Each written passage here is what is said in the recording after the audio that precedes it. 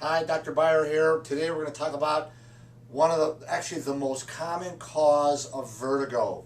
It's called benign paroxysmal positional vertigo. Another name for it is just benign paroxysmal positional vertigo.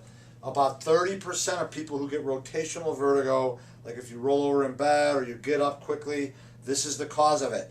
Last week we talked about in our inner ear, we have this bony labyrinthine system that is a receptor. It's a sensory organ that tells our brain where we are at in space and in our environment, so the brain can know what to do when we move.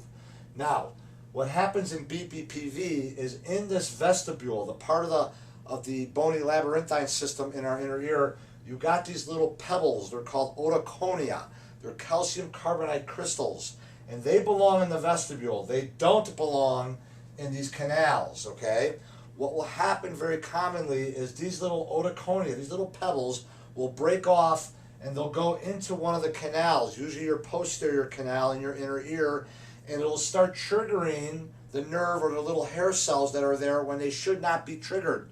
And that information will go from the canal into your brain, and your eyes will get all messed up and go into what we call nystagmus, and you'll feel like you're moving when you're really not moving. So we call this benign positional paroxysmal vertigo, okay? What we can do to test for it is a test called a Hall-Pike maneuver, and those who understand neurology know how to do this, and if the test is positive, we can position your head in a certain specific way. Most physicians do this incorrectly, and that's called an Epley's maneuver, where we can get the otoconia or these crystals out of the canal into the vestibule where it belongs. And then we have to make sure you sleep upright for the next 2 nights to make sure that it'll stay there. So this is 30% of people with vertigo have this, and it's the most common cause. Stay tuned next week. I'm going to give you reason number 3. I'm Dr. Byer. Hope you have a great day.